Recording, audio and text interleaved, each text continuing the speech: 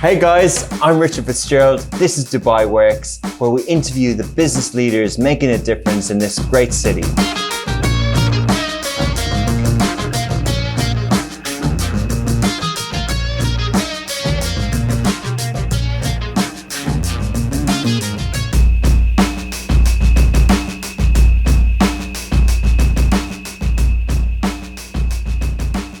So this week would have been a short week in the UAE after the National Day long weekend. However, with the activity at Expo City for COP28, which started before the long weekend and continued this week into next week as well, business hasn't stopped. There have been so many announcements in COP28, all things from Masdar City, Bill Gates, and the UAE announced $57 billion worth of deals in the first 4 days. And there was another announcement from the banking sector around sustainable finance, committing up to $1 trillion worth of investments until 2030. Also this week, the exchanges across the UAE were very active. The Dubai Taxi went public finally, and the oversubscribed shares resulted in an increase on the first day of 18%. There was another listing on ADX, Phoenix, fintech crypto company, did a $371 million raise, and they jumped 50% when on the first day. There was an announcement from Pure Health, which is a conglomerate in the health space in Abu Dhabi, that their now subscriptions are open and they'll be going public soon. So many announcements, so much activity across particularly the public markets in the UAE and COP28. So enjoy the conversation.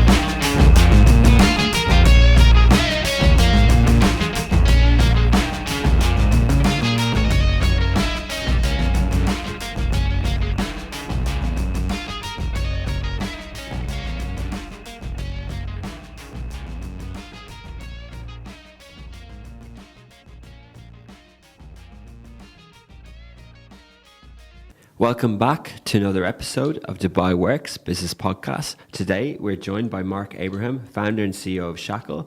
They're the first book, stay, explore travel app, digitalizing the experience of checking in hotels and all things travel. So Mark's extensive background includes roles at the founders of Future Podcasting for Your Next Generation Hotel and founding Black Pearl Partners. His background is hotel management economics, in Ireland, and he's going to tell us all about Shackle. So welcome to the show. Thanks, Rich. Thanks for having me. Thanks for coming on. Thanks for coming in. So tell us in your words, I probably butchered it there, about Shackle. Yeah, so in essence, what we're trying to do is just digitalize the entire guest journey for hotel guests. So right now, 90% of hotels, or probably 95% plus of hotels worldwide, to get into your hotel room, it's like signing up for a mortgage. You queue up behind people for 10, 15, 20 minutes. You hand over your passport, your credit card. You sign a piece of paper. You finally get a plastic key card and you go into your room. Think about, we live in Dubai right now with Talabat, with Deliveroo, with Uber, with Laundry Heap. You can pretty much Insta-shop. You can get everything delivered to your house with a couple of taps of your phone. We're trying to bring that concept to the hotel industry. So on our app, you can fill in your registration card, you can pay for your room, you can check in, you can open up your room door, you can order room service, you can talk to the front desk, you can add champagne or flowers to your room if you're bringing your partner, you can pay for a late checkout, you can check out, you can pay your bill, and you can leave. So everything you want to do, you can do from your own phone. And that's ultimately what Shackle is today. Oh, amazing. When did the company start? When did you come up with the idea?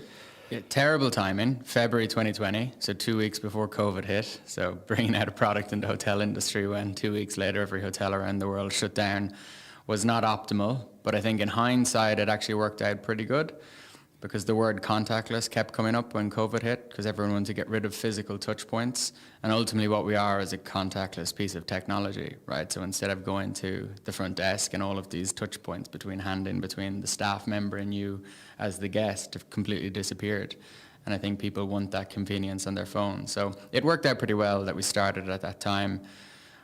You know, I worked in the hotel industry myself, so I studied hotel management at the Shannon College of Hotel Management in Ireland. I worked in hotels around the world like Sofitel, Trump Towers, NH Hotels.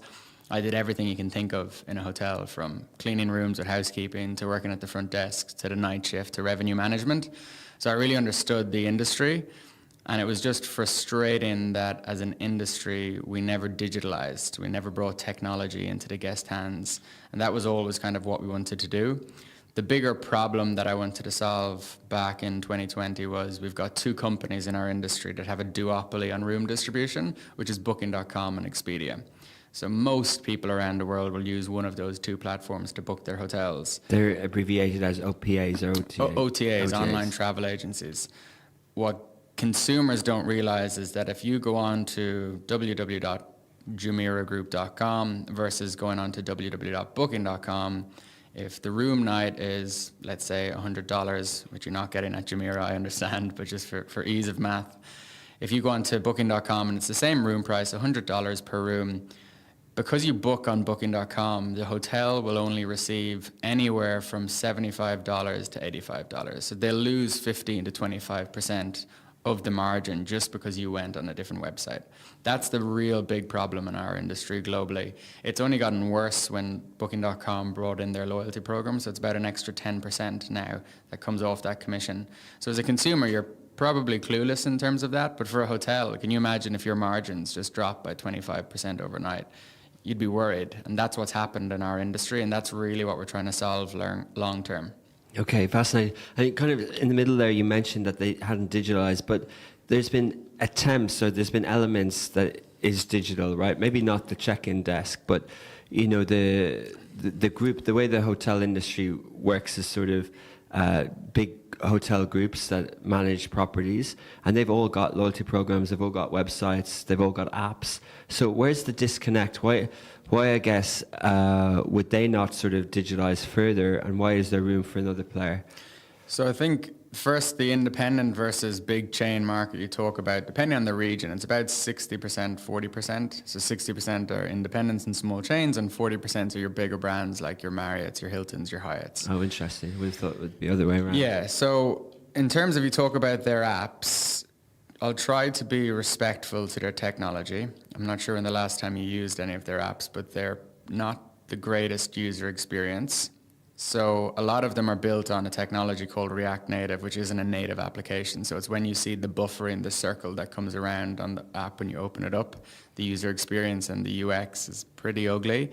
And guests and consumers in general are used to going on Instagram, Gmail, WhatsApp, best tech companies in the world where the user experience is flawless. They then download your hotel app and it's a really horrible user experience. This is why the adoption is less than 5% for branded hotel apps.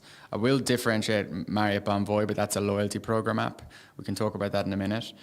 The real reason there hasn't been adoption, in our opinion, is that it's a siloed approach. So every time you go to a new hotel, you have to download a new hotel app. So can you imagine in Dubai, you're on Deliveroo or Talabat, and instead of being able to order from any Indian or Chinese or sushi or burger restaurant, every time you wanted to order from them, you had to download their individual app. It just wouldn't work. It wouldn't scale. You would get fed up as a consumer. You have to keep putting in your home address, put in your payment details again, go through their onboarding experience. And that's what happens in the hotel industry. You know, you've got thousands and thousands and thousands of hotel brands around the world. That means you'd have thousands and thousands and thousands of hotel apps. What we're bringing to the market is an all-in-one solution that's ultimately a marketplace where the hotel gets, in our opinion, the best hotel app on the planet in terms of usability and user experience. And they have ultimate fractional ownership in that. But then the guest, once they use it in one hotel, they can use it in any of our other hotels, no matter the brand. And all of their details are saved, so they don't have to put in their passport details again or their card. That's the difference between us. We do not white label for the hotel because we don't think the guest wants that. Interesting. But the example you gave with Deliveroo, they also take a commission just like Booking.com. And Booking.com, you can't get every hotel. So what's from a Shackle point of view, where, you know, how are they benefiting further? What's your revenue model? Yeah, so we charge for the hotel app. So it's a piece of software that the hotel pays for. But the difference between Deliveroo, let's say, or Booking.com is they're doing one thing. They're distributing your restaurant or they're distributing your hotel to an audience. And they're taking commission for that because that commission is used to market. We don't just do that. We actually save the hotel a huge amount of costs on what we think is like wasted labor doing low-level admin tasks where that labor could be used in revenue-generating roles. So we're not just going to distribute the rooms. We check the guest in. We get them into their room without anyone having to check them in at the desk. So we're saving costs there. We're able to take payment for them and reduce chargebacks because we use kind of modern technology where no one sees the card details because we tokenize it. We're able to increase revenue by offering upsells. So with Apple Pay, Google Pay, you could add champagne to the room or add flowers to the room. You could easily get a late checkout if you wake up on a Sunday morning, you want to stay in bed, and you can just do Apple, Google Pay and pay for the late checkout. Order volume on room service is up about 20% just because I suppose people aren't judged when they're on their phone saying, can I have 2 burgers and 2 Diet Cokes? When they're on the app, they just keep adding stuff to it. So we're generating revenue, we're saving costs, and that's why it's a much more value-heavy product than just distributing rooms. Okay, interesting. And talk a little bit about the tech and how you sort of launched, going back a bit to pandemic time. You know, was it, did you get a minimum viable product out there? What was the sort of journey? Yeah, we're a true tech company, software only. If people are listening or watching, they might know kind of the startup world, or Silicon Valley as it's called, venture capitalists, etc. So we definitely went down that route. To date, we've raised $20 million. But going back to February 2020 when we started, it was me and my co-founder at the time, Jin. He was our CTO, so he was our chief technology officer. Sadly, Jin actually passed away in March of 2020, which was a really tough start. COVID happened 2 weeks later. I'm not a technical founder, so I made a lot of mistakes in the first year of 2020. I started to work with agencies to build our technology on our behalf, because I only raised a small amount at that time. I'd raised £100,000. Think of it as like a friends and family round. It was with 3 kind of FTSE 100 executives I'd knew from my previous role. And working with the agency was a terrible idea because you're outsourcing your tech. I actually stood in 3 hotels in the UK many times for launch day, and it just never worked. Fortunately, in March of 2021, I had met a venture capital firm called Frontline Ventures, and William McQuillan was the lead partner there. They're a very well-known seed fund in Ireland and the UK, and they led a $5 million seed round. And on top of those, William leading the round, we had some incredible investors come in. So we had the founder of Lime, we had the CTO of Uber, we had the CTO of Pinterest, we had the CTO of Workday, and all of a sudden I was thrust into this incredible network of, you know, the biggest and most successful brands that Silicon Valley had ever built. That's a brilliant turnaround in 12 months. It was pretty good. It was, I suppose, the fortune of networking, and I think a lot of these executives had traveled quite a lot and had felt the pain point. So they really loved the idea. And it definitely gives you confidence, right? When people who've built billion-dollar businesses go, here's my hard-earned money for you to go and build your dream. And it gives you a lot of belief. And that was the real game changer, because we were able to hire an in-house engineering team then. And I met my CTO, my new CTO, who's still with us today, Misha, who was 10 years at our enemy, Booking.com. So he actually helped build out their first ever mobile product. And he was director of software engineering at Gettier. And he'd hired about 400 engineers with Gettier. So he'd seen massive scale and he'd seen our problem. And now we have the most incredible in-house engineering team. People from Careem and Bolt and Deliveroo and you name the brand, they've worked there and built the tech there. So I think we, as a hotel app, I've not seen a company with a better tech team now. And as a non-technical founder, I couldn't be more grateful. Yeah, that's amazing. But it's really unfortunate for your co-founder originally to pass away. And then what do you think convinced the people who invested in your company? There was a lot of CTOs. That's kind of unusual that they would, to hear that, right? What convinced them? I think apart from your persuasive skills, of course. The Irish charm, right? I truly believe if we get this right, we'll be the biggest travel company since Airbnb. And at the end of the day, there's no point in not being crude about it. We can talk about changing the world and all of that bullshit. Apologies, I'm not allowed to say swear, but it is it's a lot of crap, you know, the whole change the world mentality in startups. It's not what you're doing. At the end of the day, it's very much a capitalist business. Investors give you money to make money. And team members take a big risk to come to a startup because they get equity in the business and they hope one day that equity will be worth a lot of money. So when investors meet you, there's no point saying you're here to change the world. You know, at the end of the day, we're building a travel app. We're not changing the world. We make the hotelier's life easy, we improve their margins, and we make guests' life easier, because I've never met anyone who enjoys queuing up. And ultimately, I think the investors saw that if we do crack this, it will be one of the biggest companies in travel. And if you just look at the market caps of Booking.com and Expedia, I think Booking, last time I checked, was at about 80 billion. Expedia was at about 30. And they've been around for 20, 30 years. A lot of their best talent is leaving. the user experience is good, but I could live without it. And I think they're ready to be hit because they haven't been touched in 20 years. And that's rare in tech, that someone doesn't come and touch them. So that's compelling in itself. And so then the fundraising, there was 5 million, now there's 20. What round are you at now? we just did our Series A. So we raised the $15 million Series A. At what valuation? Don't know if I'm allowed publicly say it, but I don't know, it was $60 million. Yeah, and so, and when the sort of entry to the Middle East or Dubai, or what brings you here? So when COVID hit, we had a choice, right? It was Miami or Dubai. Terrible locations to have to pick from, you know. I was really sad to have to pick between them. Miami I went to and I felt, right, if you've made your money, this is a good place to be, but I didn't feel it was the best place to build a startup from. And then I came to Dubai and I sent a cold email to a gentleman called Gerald Lawless, who many people who are listening will probably know. He was the founding CEO of Jumeirah Group, launched the Burj Al Arab, ultimately a legend in the hospitality industry. What he did for Jumeirah Group and five-star hospitality in the region, he's the one who kicked it off, no matter what anyone says. And I think when he was leading, Jumeirah was the best hotel luxury brand in the world. I went to the Shannon College of Hotel Management a few years before Gerald. I like to joke with him, or a few years after Gerald.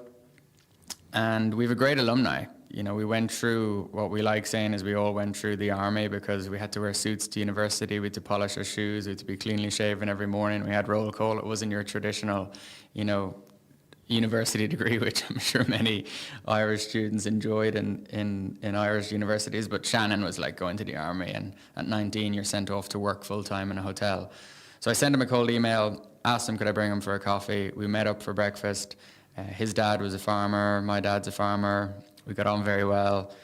You know, he ended up being a great mentor to me, and he introduced me to some incredible people in the region. The one blocker that we found when we arrived in Dubai, because our experience is all about getting from your Uber to your room without having to speak to anyone. That's a non-negotiable. That's the first wow. Like when we watch our guests come into the lobby, sometimes they're looking around and they're like, am I allowed to go to my room? Because no one's done it before, right? It is madness to think that. I use the same analogy of airports. When airports put in the digital boarding pass 10 years ago, it's now at like 95% plus usage, and people have their hand luggage and go straight through security. Yeah. In the next 5 to 10 years, hotels Same will with hotel. redesign lobbies where they won't waste all of that real estate, because people will go straight to their room. It is not part of the guest experience. I've never met anyone who enjoys queuing up to get into their room. So in Dubai, it's a legal requirement for hotels to scan guest passports at the desk, and then that gets sent to the authorities. So we met Issam Kasim, who I'm sure everyone knows. You know, what a man to lead the tourism board here. Incredible guy. And we pitched making Dubai, or continuing Dubai's smart city route. And you know, I met Paul Griffiths, the CEO of Dubai Airport, and you know, he was very much on board with this experience, because he said to me, my job is quite unique. I have to get my customers out of my shop as quickly as possible, and that's a good experience. Most people want to keep them in their shop, and we're the same. We need to get them as quickly into their room as possible. That's our experience. So we worked with the authorities across Dubai for the last 2 years, and thankfully now in Q1 next year we'll be going live with our first set of hotels, where the guests will be able to take a picture of their passport or Emirates ID in the app. They'll take a selfie. We'll do the biometrics. We'll send that information to the authorities. Their digital key will become active, and they'll walk straight past reception and go straight to their room. That's incredible. So that's really, really interesting, because everyone knows that. There's plenty of times where people go on staycations in the UAE and have to drive back because they've forgotten their passport, right? Like, plenty of times you can't check into hotels. But can you explain that a little bit more on the biometric side? So even without the passport, you can still sort of check in as well? Yeah, so if you're a resident, you can use your Emirates ID. And then obviously if you're a non-resident, you have to use your passport. So you just take a picture in your phone, and we scan that, we capture the information, we post that information to what's called the property management system in the hotel, so the hotel has the details, and we send it to the authorities. But at the same time, we ask you to take a selfie where you have to look left and look right, and that's a liveness test. And then we use that liveness to correlate to the passport, which scans both sides and makes sure it's a live match. You'll then get a green tick that it's a live match, and the success rate is pretty much 100%. It's probably better than human error. And therefore then you're activated and you can go straight to your room. So It can take a few minutes, but you can do it in the car. You can do it wherever you want. The journey takes 40 seconds. Okay. Yeah, we've timed it, so it's it's pretty quick. I think Emirates just launched it with maybe Abu Dhabi Airport, where now you don't need the passportless travel. I've talked to Paul Griffiths about this, where imagine if an Emirates business class flight comes in and they walk straight through security and walk straight into their cab and then straight into their room all at one journey. And that's really where eventually I think we're going to get one seamless traveler journey where it is passportless. Because it's, now the adoption of Apple Pay and Google Pay, I don't know anyone who really carries cash around anymore. And we're getting to the stage where people don't even carry their cards around anymore. And I think we'll get to the point where passportless travel will happen globally. Okay. And Dubai and Abu Dhabi will lead that. But your luggage can still be carried to your room for you.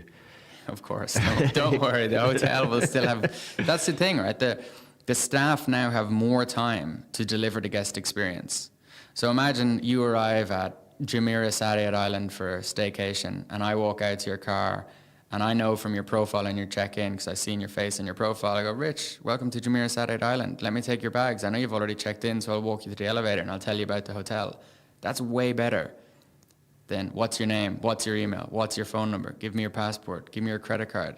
That's not guest experience. Yeah, definitely. But Mark, just a little bit about obviously you're proud of it and you like the tech and the user experience. And it seems like that's the bit that you guys have done well in terms of, with the airport analogy, there isn't an app that does that, right? It's the check-in is done via the airline app, and I can scan my QR code and but that's done via the airline app. And in the same scenario, it's just confusing to me that the hotels would welcome this technology. Like, have you faced resistance that they don't want it on their own apps? It's not a good analogy, and I'll tell you why. So I can travel the world with Emirates, British Airways, and American Airlines, because there's so few airlines in comparison to hotel brands. It's like night and day. If I'm going to Saudi like this week, I go on the FlyNAS app, I check in and get my QR code, and I pass through without doing the check-in at the airport. So it's back to what you said about downloading the app. Yeah. But like if I want to, it's like the checking the face thing. If I want to download the app, if I've got internet, it's fast. Download the app, check in, and I pass through the airport. But I'm not doing it via an aggregated company. But that's my point, because there's so few airlines in comparison to hotels. Like if you're traveling around hotels, especially in Dubai, right? Many people stay in 3 or 4 hotels during their trip, or then go to Abu Dhabi. And I've not met many people who just want to stay in Marriott's, right? And I think we're entering a generation where you look at the likes of Enishmore coming up and all of the independent brands. There's not that many younger generation who want to go to a Marriott or a Hilton anymore. They want to go to independent brands. They want to go to small chains. They want to trial it. So there's thousands and thousands and thousands of hotel brands, and there's very few airlines in comparison. That's why the airline does work. But I still have about 6 airline apps on my phone, which is annoying. If it was 1, I would much prefer it. Fair, okay.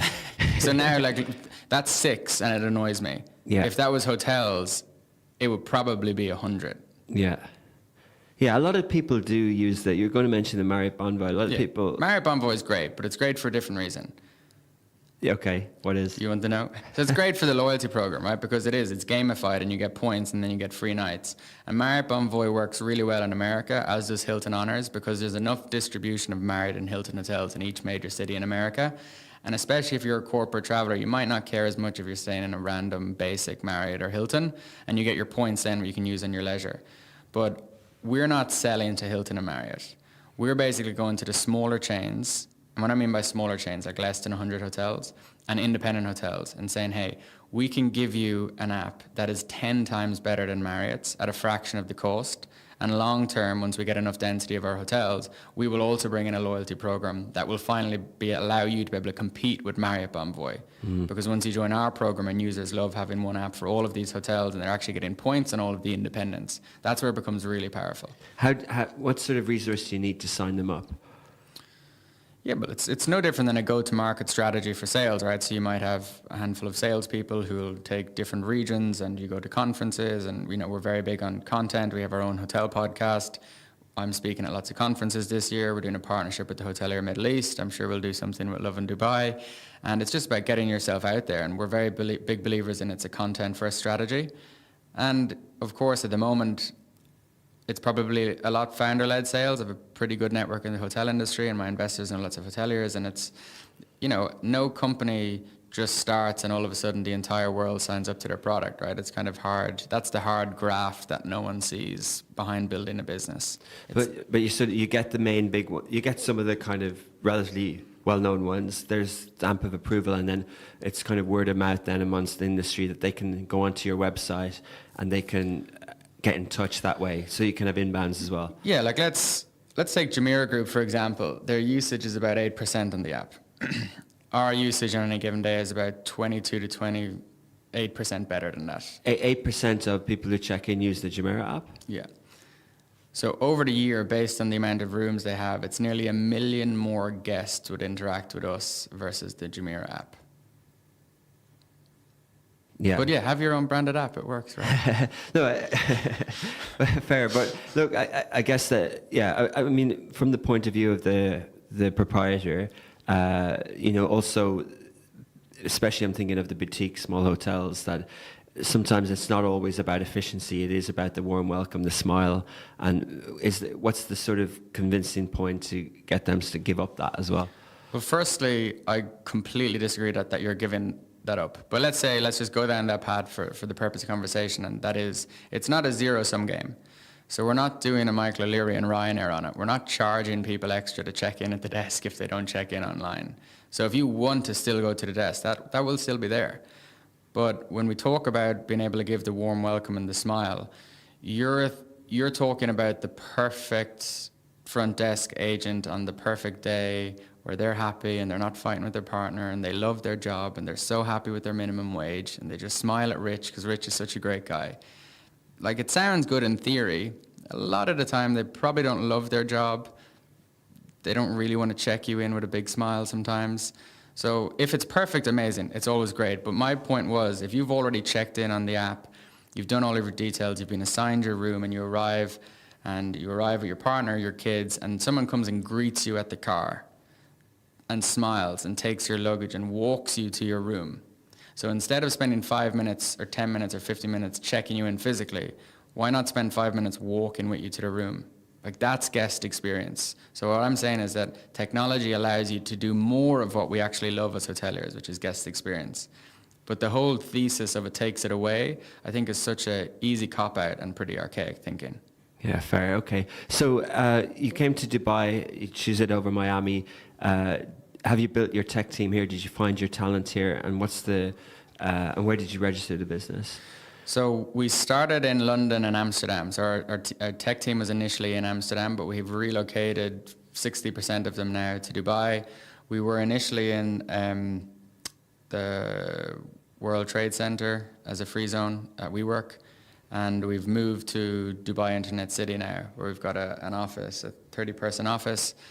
We've already relocated 15 people, and we've got another 10 coming in January. So we've relocated the vast majority of the team to Dubai, and we'll probably be announcing Dubai as our global HQ in the new year. That's excellent. So you're 40-ish people. Yeah, between 30 to 40. A few hires are signed but have their handover period with their other companies. So, on their way. And yeah. The makeup of that team, largely tech, operations, marketing? Yeah, largely tech and product. That's about 75%. So like our product manager came from Bolt and Cream here in the region, Garish, and Ruben's back in London. He came from Soho House and Blinkist, and then all of the engineers who are moving over. And then we've marketing, customer success, sales, and some ops and finance. And away from the hotel sort of app and technology for a second, the travel industry has had different types of, like you mentioned Airbnb, that's quite close, but there's been different types of tech plays over the years. What's your view of the current kind of status quo in tech and travel overall? It's very siloed. It doesn't seem seamless. I go on booking.com to find my hotels. I go on Skyscanner to find my flights. I arrive in the location and I have to check in physically, and everything is like a physical experience in property. I then want to look and see what I can explore experiences. Do I go on Get Your Guide? Do I go on TripAdvisor? Do I go on the tourism website? Do I speak to concierge? It's all siloed. And we're trying to create a book, stay, and explore travel platform. So, it's not just a check-in app. You can book the hotel, you can stay in the hotel, and you can explore the city, and everything will be in one place. And that's our long-term vision, is what we can do. So right now I see it as siloed, and I think it shouldn't be. Oh, so okay, so this will, I kind of mentioned those words at the start, but I wasn't thinking when I said them. So the book Stay and Explore. So at the moment, what's alive now is the stay part.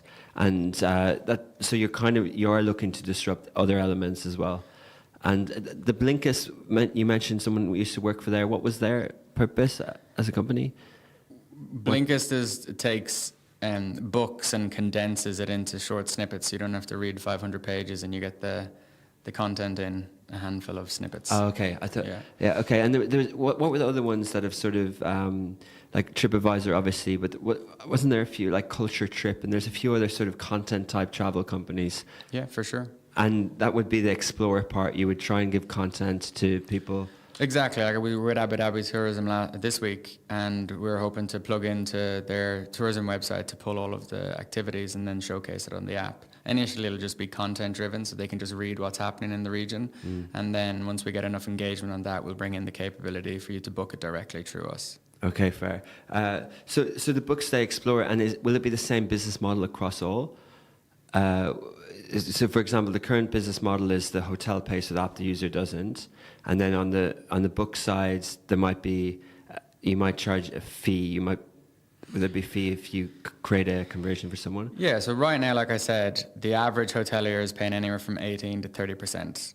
If we came in and we said, hey, we already digitalized your stay experience, we save you money, we're increasing your revenue, we'll now charge 2 or 3% to bring you direct bookings, they would bite your hand off it. Because even if they did their own in-house marketing, got off every website, they'd never acquire customers for that little percentage of the room price.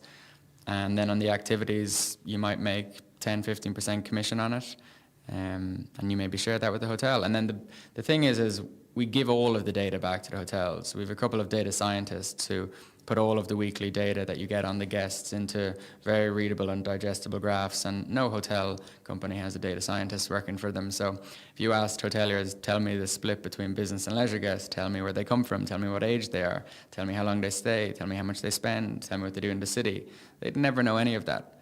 So you could have a marketing campaign, but you don't know who you're marketing to. Like, I'm sure Lovin Dubai tracks all of your users and, you know, who views and who interacts, and then you know, okay, this is our target audience. Let's build more content for our target audience. Hotels have no idea. They could be marketing to a 22-year-old couple for a romantic weekend, and it's 70-year-olds who come. That's extreme, but Yeah. you kind of get what I'm saying. Yeah, similar. Okay. And they can access that on a back end on the app. So, and the user as well, they can see their history of trips and everything. Of course, yeah. The hotel has a dashboard where they can see it. We also send a nice PDF that's beautifully designed by our marketing team, led by Matt, who's here with us. And yeah, the guests can see it on the app, all of their past stays. You know, you're talking a little bit about the sort of say book Stay and Explore. And when you talked about Explore, I thought of content. And Mark, what's your view on, let me put it a different way. In the media industry, a lot of sort of thought leaders around content and digital media companies over the years have used that same analogy in terms of getting the cut on the travel. And their view is that sometimes them as content publishers, like travel guides and magazines, websites, or different platforms, they're the ones who create the inspiration and they help people decide where to go. And the OTAs take the cut and they don't get the cut. So it's kind of like affiliate for content, but they don't really get it, right? Same as Instagram. You see an influencer who's inspired someone to go to Bali or whatever, and then they go and book it, but the influencer, the person who created the inspiration, doesn't get the cut. Do you think that they should? It's a capitalist world. Like, how the world works is how the world works. You can't complain about stuff. You need to build it so you are the person who gets the cut, not complain about it. Consumers decide how they book, and if they see their content via an influencer who I'm sure got a free night at the hotel, and that's what they want, their free night. Build a software platform that gets distribution and build a marketplace if you want to get a cut. Who inspired the person to make the trip?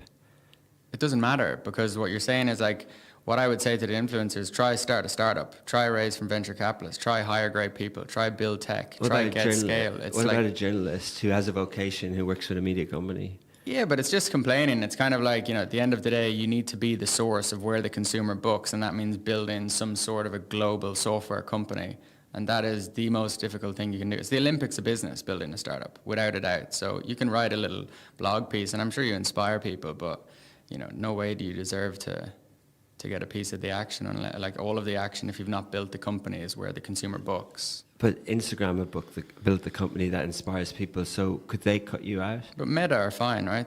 Pretty sure they're doing decent revenue on advertising. So they are, like that content that they're publishing and inspire people, well, it's the people who are advertising on the space. The content is their product, and they need more content to get more advertising. So they win on that side.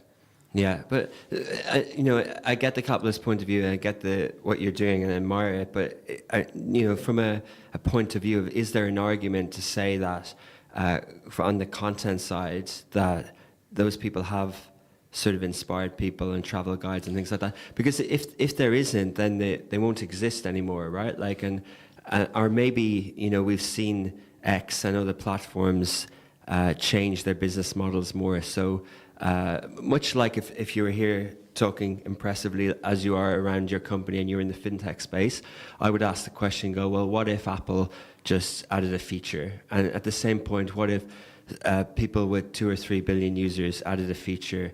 What if they had a check-in, and what if they had an Explorer? Yeah, again, not to be disrespectful, I think that is like a lot of people say that it's the most uneducated response in technology to say, what if Amazon did it? Like if you speak to investors, it's just like they have so much to do, and like really when you're a true obsessive over your space, they're the companies that tend to win. So like, people would have laughed at Netflix starting, and like, what if Blockbuster did it? But they didn't, right? Like, so this is the point. It never happens that way, ever, ever, ever. So I'm not worried about that for us. I think with the content people, I wouldn't be worried about platforms like us. I'd be worried about like AI just doing a better copywriting than you can do.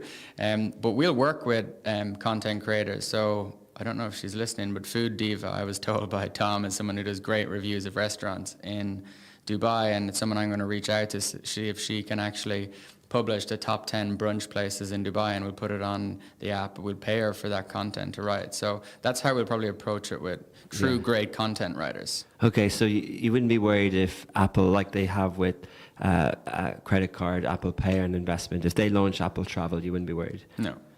Okay, fair, cool. And content and margins then, And I'll tell you why, right? Because it's not a flippant answer. Apple would have to integrate with every property management system, door company, and point of sale system, and get a sales team to go and sell to every hotel in order to do it. And then the hotels wouldn't be able to get guests who come from Android, which is 50% of users. So they would actually have 50% occupancy every day, because Apple is only 50% of the mobile market. Probably Android would copy them though. Yeah, not happening. Not happening. No, good answer, good point. Cool. So yeah, just on the margin side, because if you the business model around the Explore section, what is that again? Yeah, we don't have it mapped out fully, so I'm very much open to it and open to feedback, and we just like listening to people in terms of like what's the best way to do it. When I speak to concierges, and I know you've been to many hotels across the UAE, you usually see a person who's sitting at a desk and it says tours and activities. When I speak to them, they're already losing a lot of their commission to online platforms. So it's about listening to those people who have a job and saying, right, well, what if you created content for us and we're able to take that physical desk, put it into the Explore part of our app, and then we do a deal with all of the suppliers and we say, right, can we get 15% commission, and we'll give 10% to the hotel and that person at the desk, and we'll keep 5% for distributing it for you. And now all of a sudden the hotel can fight back to the online platforms, and that person can still keep their job who's doing tours and activities. So that's why I think we'll partner with the hotels, because they're already losing it to Get Your Guide and TripAdvisor. Yeah, it's definitely something that's broken, right? Like in terms of that seamless experience and booking the hotel, but then things to do part.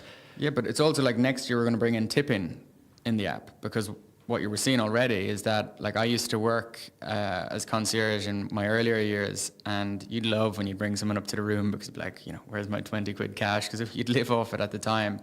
And that's stopped a lot. And I don't know if you've been in a similar situation where like you had great service at a restaurant, but you can't tip them because you don't have cash with you. But if you could go on the app and go, $20 to that person directly, to that actual person, like Rich, the waiter, not to the bill or at the room, and they bring you up and they had done something nice for you, you can tip them directly. So we're going to work on that.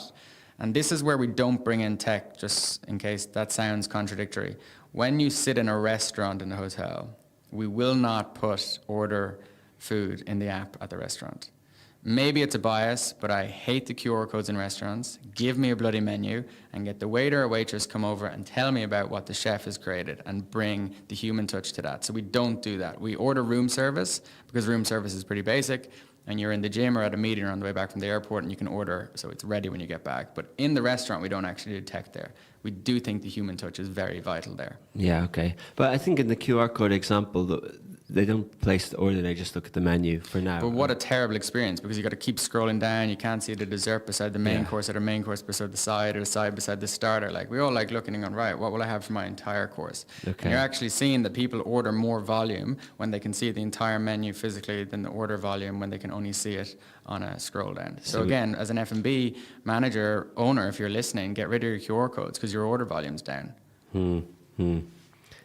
I don't know if I agree with that. It's But like the analogy of a stats. newspaper. It's stats though, right? Like, if you run a business, you want to have a higher order volume because that's more revenue, top line revenue. I'm not talking about margins, just top line revenue. Now, if I come into a restaurant and I can only see minimal parts of the menu every time I scroll, That's bad design. therefore, yeah, of course it is. But this is what's happening, my point. And I'm ordering $50 worth of food, but I have a menu and I order $80 worth of food.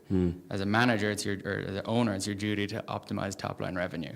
Okay. So that's what I'm talking. I'm just talking about stats and data. I'm not talking about personal subjective opinions. Fair. Okay, cool. And sort of the roadmap then in terms of profitability and Series A and next, like were there question marks around that, and do you have a path to profitability? It's so different in technology, and it's not a cop-out answer, but it's at our stage and our scale, talking about profitability is very silly when you're looking for global scale. So for us, it would be proving out enough over the next 2 to 3 years to do a bigger raise than our current valuation in terms of cash that would hit the bank account to really scale globally to every city. And that's what we'd be doing. So we're all about market share right now. And the addressable market is global, but do you have sort of regions that you think you can grow faster in, and maybe is that one of the reasons why you're here? So I think the reason the UAE is great is because there's a huge staycation market, and you even mentioned it yourself earlier. So people from Ras Al Khaimah go to Dubai, people to Dubai go to Abu Dhabi, Sharjah, etc. So for the booking engine, for us to test and launch that to see what engagement we would get on it, we think the UAE is a great market to bring in a UAE only booking engine for the staycation market. Okay. And then using that case study to then go and sell to global investors to say, hey, we've proven out that we can compete with Booking.com and Expedia in one market. Imagine what we could do on a global scale. And you're always telling a story, right? It's like, I have a vision in my head that's concrete, but that vision is 15 years. And then you need to bring that back to where you are today and go, right, what do I need to do over the next 3 years? Because that's how much of my current cash in the bank I have. And what do I need to prove out in order to get the next stage of money so I can go to the next 3 years? And then the next 3 years. So a lot of what I talk about today is not done, but it's in my head, and I need to actually execute on the next 3 years in order to keep going to year 15. So. Yeah, and then do you have market entry plans, or is it a little bit like we talked about earlier, like word of mouth? Could people in Australia start using the app, or in South America, and can hotels get on board, or are there certain legislation and legal things that you have to do in those places? Certain markets have certain legalities, like obviously Dubai had the identity checks. A great route to market for us is that specific identity check. So we're doing the same with Abu Dhabi. We're doing the same with Singapore. We're speaking to Saudi. So it's a great USP for us to have it, because if no one or very few people will have it, therefore, you're minimizing your competitive set straight away because you have that partnership with the tourism board or the government. So that's a great route to market initially. If someone in, Barcelona reached out and said, we'd like to use your app, of course, like I just said, I have to get from here for the next 3 years, and revenue is a part of that, to hit a certain revenue number in order to raise the next round. So we would take them on board, but our focus is 90% on Dubai, the UK, and Ireland. And what about guest houses? You mentioned Airbnb, and your background is hotels. Do you think that you can also play in that space? The one mistake most founders make is they go too wide too quick and don't have enough focus. And it's something I've definitely, had to learn from. But going into the Airbnb market now would be an absolute disaster, because it's like basically a new product line. And when I sign up one Airbnb versus one hotel, instead of getting 200 rooms with one hotel, I get one room with one Airbnb. So it's not a market we'll probably ever enter.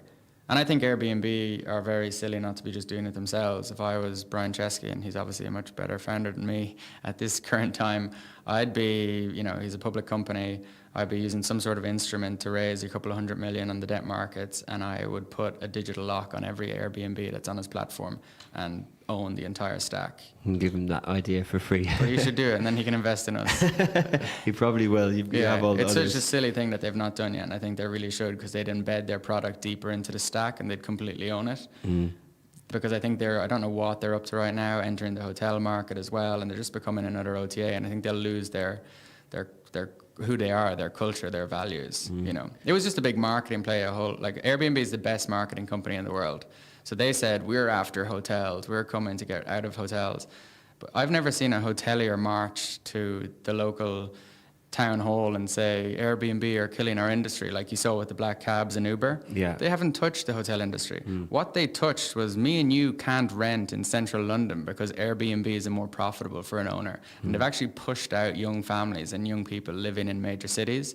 But if that was the marketing that was driven forward, Airbnb would be ousted by the local governments. But that's actually what they did. They did not disrupt the hotels. They disrupted the locals, being able to live closer to where they work. And they had this spew of, stay with a local. 90+% of bookings are where you rent the whole apartment. You're not staying with the owner. And, you're in Ireland and going down to the farm because you're staying with a local farmer. That doesn't happen in Airbnb. So marketing geniuses, but actually a pretty negative company. Okay, punchy. but you're doing that. You're going to be friends to the hotel companies then? 100%.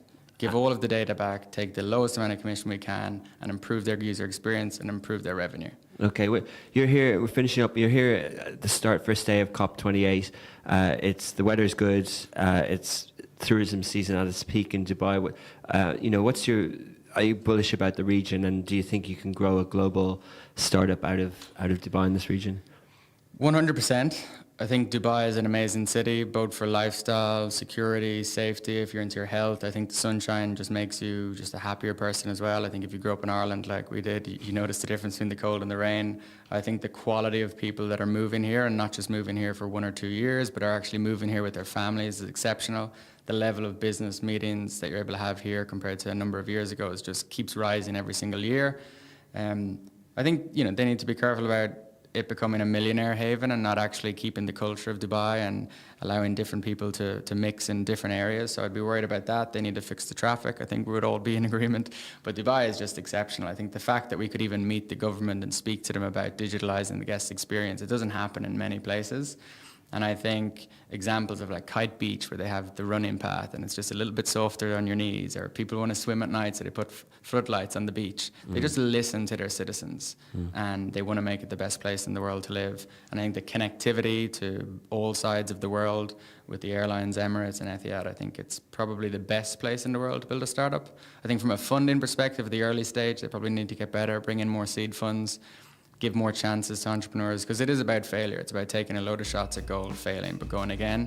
And I don't know if we have that mentality yet at the seed stage of funding. Okay. Touch a number of things there. Well, brilliant listening to you today. We know a lot more about Shackle now. We follow you and them in the future.